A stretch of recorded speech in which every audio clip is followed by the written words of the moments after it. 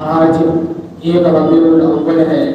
اور یہ مہینہ وہ مہینہ ہے جس کے اندر آپ علیہ الصلوۃ والسلام کی پیدائش ہوئی تھی۔ آپ علیہ الصلوۃ والسلام کے آنے کی برکت سے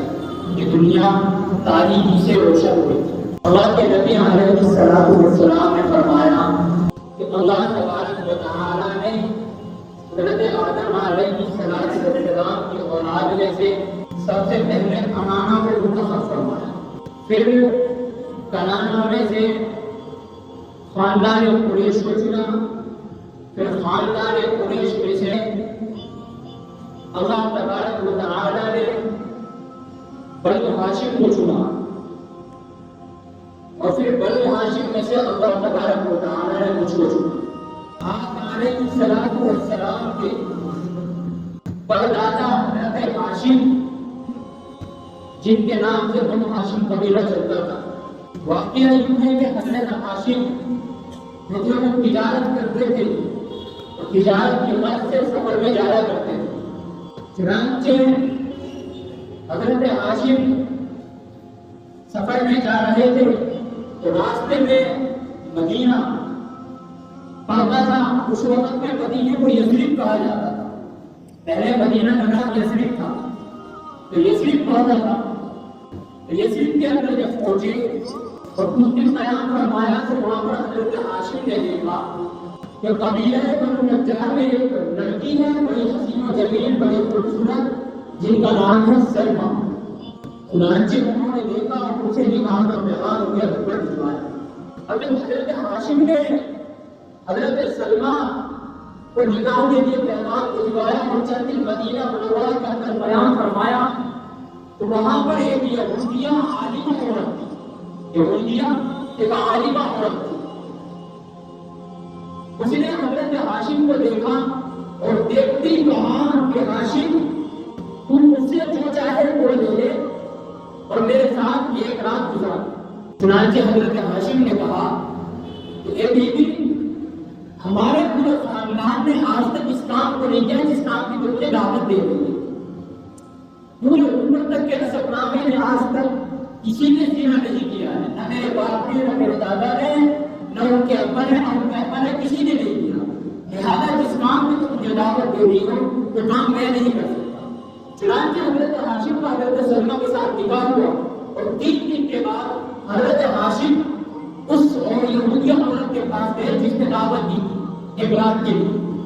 چنانچہ اس سے کہا کہ تم مجھے دعوت دے، اے بیوی تم مجھے دعوت دینا چاہ رہی تھی ایک رات کے لیے، تو لہٰذا ایسے کرتے ہیں کہ تم میرے ساتھ نکاح کر لو، تم میرے نکاح میں بھی آ جاؤ اور جس کام کی تم خواہش مند تھی وہ کام بھی پورا ہو جائے گا۔ تو چنانچہ اس یہودیہ عالمہ عورت نے کہا کہ اے ہاشم، میں کوئی فاحشہ، بدکار یا زناکار عورت نہیں ہوں، میں تو ایک یہودیوں کی ایک عالمہ عورت ہوں، نیک پرہیزگار ہوں، اپنے پیغمبر کی باتوں کو مانتی ہوں اور ایک اللہ کی عبادت کرتی ہوں۔ تو حضرت ہاشم نے کہا کہ تجھے اس کام کے لیے دعوت دی تھی؟ تو اس نے کہا کہ میں نے دیکھا کہ جب تم یثرب کے اندر آئے تمہارا کھڑا ہوا تو میں نے دیکھا کہ تمہاری پیشانی پر نور نبوت چمک رہا ہے،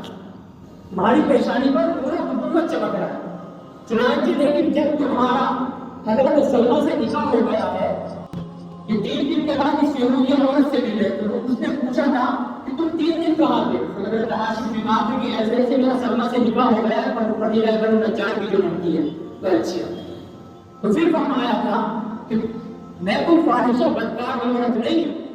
بلکہ میں نے تمہاری پیشانی پر نور نبوت دیکھا تھا، لیکن اب وہ نور نبوت جو ہے وہ حضرت سلمہ کے پیٹ میں منتقل ہو گیا ہے، تمہاری پیشانی پر نہیں چمکتا، اس لیے میں نے اس چیز کی دعوت دی۔ اور یہی چونکہ جو واقعہ حضرت عبداللہ جو آپ علیہ السلام کے والد ہوتے ہیں ان کے ساتھ پیش آیا۔ یہ واقعہ پہلے پیش آیا کن کے ساتھ؟ آپ علیہ السلام کے پردادا کے ساتھ۔ آپ علیہ السلام کے پردادا تھے حضرت ہاشم،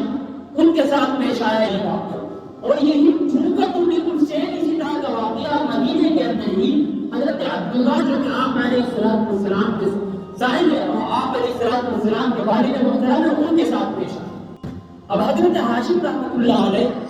کا جب انتقال کا وقت قریب ہوا تو انہوں نے اپنے سے کہا کہ حضرت ہاشم نہیں ہے، مکہ آ گئے تھے، اور جب ان کے انتقال کا وقت قریب ہوا تو انہوں نے اپنے چھوٹے بھائی سے کہا کہ تمہارا ایک بھتیجا ہے مدینے کے اندر ہے،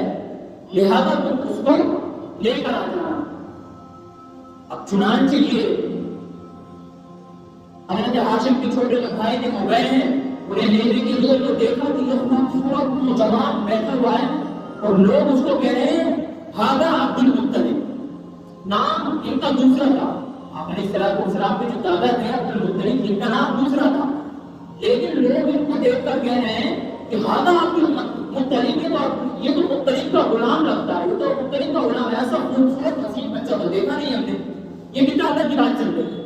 کہ ایسا خوبصورت حسین بچہ تو دیکھا نہیں، یہ بڑا خوبصورت چمکتا چہرہ نوجوان بیٹھا ہوا ہے۔